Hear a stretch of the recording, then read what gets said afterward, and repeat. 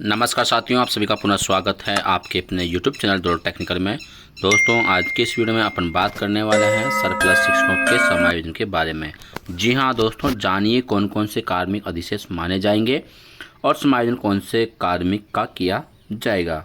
6D setup परिवर्तन अधिशेष शिक्षक समायोजन ये किस प्रकार से होगा। तो दोस्तों, आज के इस वीडियो में जानेंगे किन किन कार्मिकों को अधिशेष माना गया है और माना जाने वाला है। तो दोस्तों, बने रहिए हमारे चैनल के साथ में, और यदि आप हमारे चैनल में नए हैं तो अपने चैनल को सब्सक्राइब कर लीजिएगा, पास वाले बेल आइकन को प्रेस ज़रूर कर लीजिएगा ताकि मेरे आने वाले हर वीडियो का नोटिफिकेशन सबसे पहले आप लोगों तक पहुंच सके। साथ के साथ अंत तक देखने के बाद में वीडियो को लाइक कीजिएगा और अपने साथियों तक शेयर जरूर कीजिएगा। जो भी साथी अधिशेष हैं उन तक ज़रूर पहुँचाइएगा। चलते हैं दोस्तों बिना देर के हुए आदेश की तरफ। दोस्तों, आदेश आया हुआ है बीकानेर से। यहाँ पर आदेश का नाम जो है 6D और सेटअप परिवर्तन 2021 से संबंधित है। यहाँ पर आप देख पा रहे हैं अधिशेष शिक्षकों कार्मिकों के समायोजन के संबंध में दिशा निर्देश जारी किया गया है। दोस्तों, उपयुक्त विषयांतर्गत अंग्रेजी माध्यमिक विद्यालयों सहित समस्त राज्य के विद्यालयों में विभिन्न कारणों से अधिशेष शिक्षकों कार्मिकों के समायोजन के संबंध में निम्नानुसार दिशा निर्देश जारी किए जाते हैं। फर्स्ट पॉइंट है दोस्तों, पदों का निर्धारण। किस प्रकार से अपन पदों का निर्धारण करें कि अधिशेष किसको माना जाएगा, ये पर यहाँ पर सबसे महत्वपूर्ण बात है जो देखने को मिलती है कि किन शिक्षकों को अधिशेष माना जाएगा। जो कि पहले इंटरव्यू देकर के आए हैं उन शिक्षकों को अधिशेष माना जाएगा कि नहीं माना जाएगा, किन साथियों को अधिशेष माना गया है। चलते हैं इसमें देखते हैं दोस्तों। विद्यालय में अधिशेष शिक्षकों की पहचान करने के लिए विद्यालयवार स्वीकृत माने जाने वाले पदों का निर्धारण निम्नानुसार किया गया है। जो भी विद्यालय में पद है उनका जो स्वीकृत पद है उनके अनुसार किया जाएगा। इसमें पहला पॉइंट है दोस्तों, अंग्रेजी माध्यम विद्यालय में अधिशेष कार्मिक की गणना करते समय राज्य सरकार के दिशा निर्देश क्रमांक इतने और के प्रावधान के अनुसार अंग्रेजी माध्यम विद्यालय में पद स्वीकृत माने जाने हैं, चाहे उक्त अनुसार पद स्वीकृत होना शेष हो या सलादर्पण पोर्टल पर अप्रदर्शित हो। जी हाँ दोस्तों, जो पद महात्मा गांधी माने गए हैं या तो सलादर्पण पर आ गया होगा, नहीं आया होगा तो पेंडिंग पड़ा होगा, यानी कि उसमें प्रदर्शित हो रहे होंगे, या फिर स्वीकृत होकर के कंप्लीट है और वहाँ पर अध्यापक या कोई भी कार्मिक वहाँ पर नहीं है, तो उसमें जो साथी हैं उन सभी को क्या माना जाएगा, वो सब कार्मिक उस विद्यालय के हैं, यानी कि यदि उसके दायरे में नहीं आ रहे तो वो अधिशेष माने जाएंगे। यहाँ पर दोस्तों सेकंड पॉइंट है हिंदी माध्यम विद्यालयों के लिए स्वीकृत पद। जी हाँ, जो साथी पहले हिंदी माध्यम में था लेकिन वो महात्मा गांधी में कन्वर्ट हो जाने से वो टीचर्स अभी तक भी वहाँ बने हुए हैं, तो उस स्थिति में या फिर जो क्रमोन्नत विद्यालय क्रमोन्नत हो गए हैं उस स्थिति में न्यूनतम नामांकन के आधार पर शासन के दिशा निर्देश क्रमांक के अनुसार पद स्वीकृत माने जाते हैं, चाहे उक्त पद स्वीकृत होना शेष है। यदि विद्यालय जो है से क्रमोन्नत हो चुका है, वहाँ पर पद का क्रिएट होना अभी बाकी है, फिर भी उस विद्यालय में जो शिक्षक हैं, जैसे कि सेकेंडरी स्कूल हो चुकी हैं, हायर सेकेंडरी हो चुकी है और वहाँ पर अभी भी ग्रेड 3 के टीचर लगे हुए हैं, तो उनको अधिशेष माना जाएगा। यहाँ पर स्पष्ट आदेश की बात करते हैं दोस्तों, तो अधिशेष कार्मिकों की जो पहचान है किस प्रकार की जाएगी, यहाँ पर सेकंड पॉइंट है महत्वपूर्ण। सबसे पहला पॉइंट है अंग्रेजी माध्यम विद्यालयों हेतु शिक्षकों कार्मिकों के चयन के उपरांत कार्यग्रहण के पश्चात ही उन विद्यालयों में पहले से समकक्ष चयनित शिक्षकों कार्मिकों को अधिशेष माना जावे। यानी कि ये शिक्षक जब तक अभी अधिशेष नहीं माने जाएंगे जब तक वहाँ पर कोई भी शिक्षक यानी कि महात्मा गांधी में इंटरव्यू या एग्ज़ाम दे करके ज्वाइनिंग ना कर ले, यानी कि कार्यग्रहण करने के बाद उनको अधिशेष माना जाएगा। सेकंड पॉइंट भी महत्वपूर्ण है दोस्तों, यहाँ पर अंग्रेजी माध्यम विद्यालय में मानदंडानुसार सर्जन योग्य पदों से अधिक कार्यरत होने की स्थिति में ही इस कार्मिकों को अधिशेष माना जाएगा, तो उस स्थिति में इनको अधिशेष माना जाएगा। यहाँ पर दोस्तों महत्वपूर्ण पॉइंट थर्ड, यानी कि अंग्रेजी माध्यम विद्यालय में जिन्हें पूर्व प्राथमिक कक्षाएं संचालित की जा रही हैं, यानी कि पहले पूर्व प्राथमिक जी का जहाँ पर एंट्री टीचर लगे हुए हैं या नहीं लगे हुए हैं, में पूर्व प्राथमिक शिक्षा अध्यापकों के पदस्थापन पर कार्य ग्रहण करने की स्थिति में इन विद्यालयों में पूर्व प्राथमिक कक्षाओं में अध्यापन हेतु चयनित अध्यापक लेवल 1 शिक्षकों को अधिशेष माना जावे। जहाँ पर पूर्व प्राथमिक कक्षाएं चल रही हैं तो वहाँ पर यदि पूर्व प्राथमिक कक्षाओं के संचालन करने के लिए यदि लेवल प्रथम के अध्यापक आए हुए हैं तो जब तक वहाँ पर यदि एंटिटी वाले टीचर्स जो हैं वहाँ पर ज्वाइनिंग कर लेते हैं और पूर्व में लग चुके हैं लेवल 1 वाले तो उनको अधिशेष माना जाएगा। तो ये भी बहुत महत्वपूर्ण प्रश्न है दोस्तों। कई सारे साथियों के यहाँ पर सवाल पूछा गया है कि क्या हम अधिशेष है या नहीं है, और यदि आपके विद्यालय में एंटिटी टीचर नहीं है तो आप अधिशेष नहीं माने जाएंगे, ये भी नोट कर लेना। यहाँ पर दोस्तों फिर सबसे महत्वपूर्ण प्रश्न यहाँ पर आने वाला है, क्रमोन्नत विद्यालय में शासन के दिशा निर्देश क्रमांक इतने और के में अंकित मानदंडानुसार पद स्वीकृत मानकर मानदंडों से अधिक कार्यरत शिक्षकों कार्मिकों को अधिशेष माना जावे।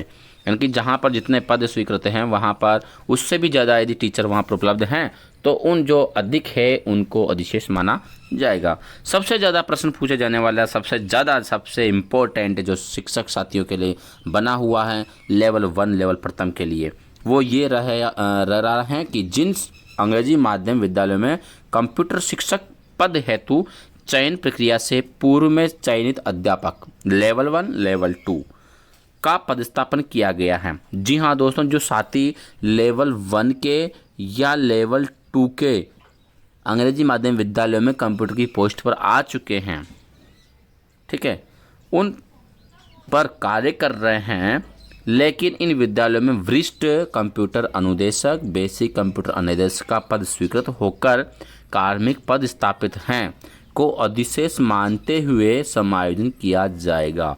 जी हाँ दोस्तों, जिन अंग्रेजी माध्यम विद्यालयों में यदि BCI या SBI दोनों में से कोई भी टीचर यदि ज्वाइनिंग कर लेता है तो उसके बाद जो लेवल 1 लेवल 2 के शिक्षक साथी इंटरव्यू या फिर परीक्षा के माध्यम से महात्मा गांधी में ज्वाइन किए हुए हैं उन साथियों को अधिशेष माना जाएगा।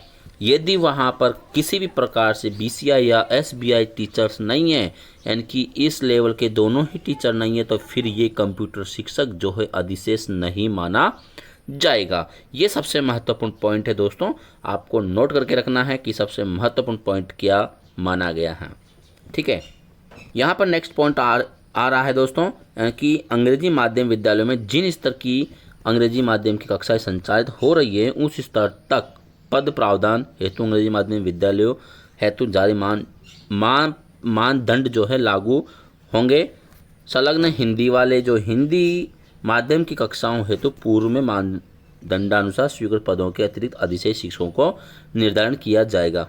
जहाँ तक यदि जो विद्यालय चल रहे हैं वर्तमान में, जैसे कि आपके विद्यालय अंग्रेजी माध्यम 8वीं तक चल रही है, लेकिन 9वीं 10वीं के टीचर्स जो है ओल्ड टीचर हैं, तो उनके अनुसार उनके मानदंड जो है पहले के जैसे ही चलते रहेंगे।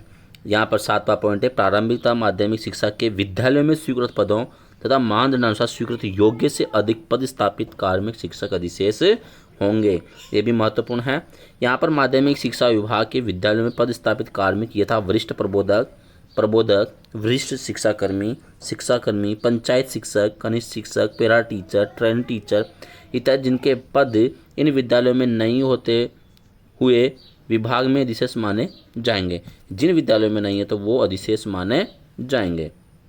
नेक्स्ट है, न्यायिक प्रकरण में स्थगन प्राप्त शिक्षक कार्मिकों को अधिशेष नहीं माना जाएगा, यानी कि जो न्यायिक प्रकरण में हैं उनको अधिशेष नहीं माना जाएगा। तो इस कारण से संबंधित पद पर अन्य पदस्थापित शिक्षक कार्मिक अधिशेष होंगे।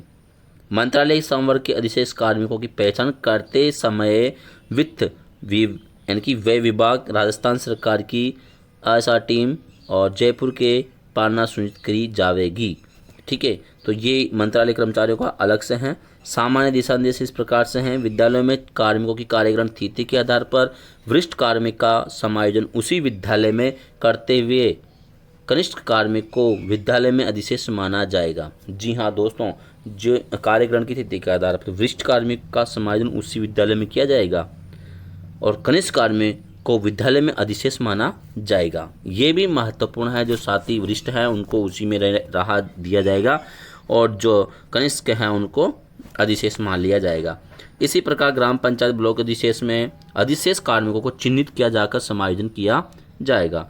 अंग्रेजी माध्यम विद्यालयों हेतु चयनित शिक्षकों कार्मिकों को अंग्रेजी माध्यम विद्यालयों में केवल तभी लगाया जाएगा जबकि हिंदी माध्यम विद्यालय में पद रिक्त नहीं हो। जहाँ पर पद रिक्त नहीं हो वहाँ पर यह समायोजन केवल चयनित शिक्षक कार्मिकों के उपलब्ध होने तक के लिए ही किया जाएगा। माध्यमिक शिक्षा विभाग के विद्यालयों में अधिशेष कार्मिकों का समायोजन उसी स्पष्ट रिक्त पद या विषय पर उनके मूल पद के अनुसार ही माध्यमिक शिक्षा के विद्यालयों में किया जावे।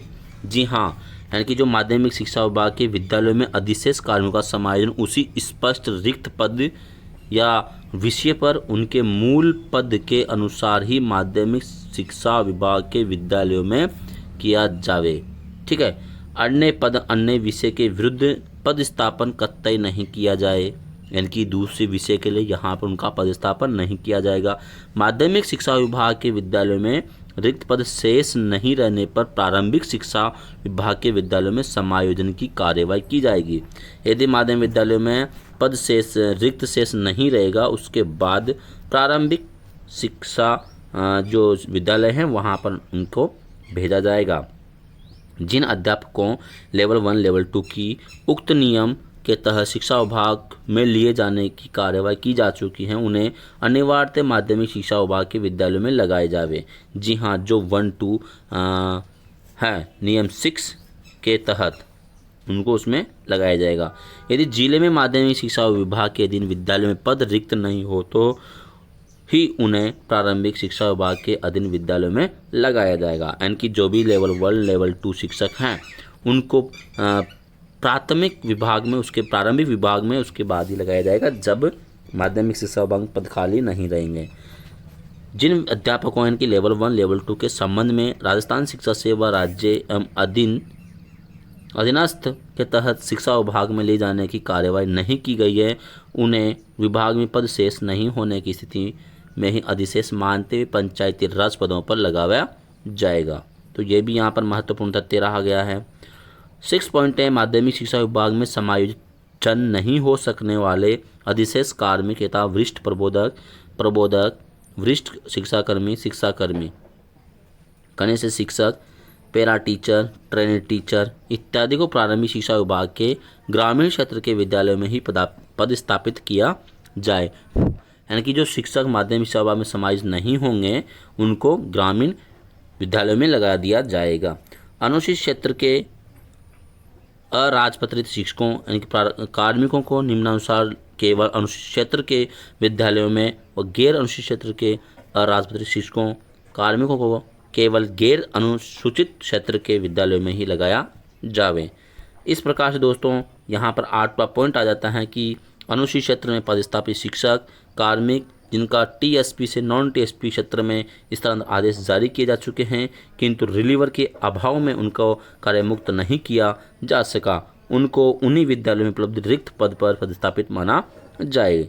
यहाँ पर राजस्थान स्वेच्छा ग्रामीण शिक्षा सेवा नियम 2010 के तहत नियुक्त शिक्षकों कार्मिकों को केवल ग्रामीण शिक्षा के विद्यालयों में ही लगाया जा सकेगा।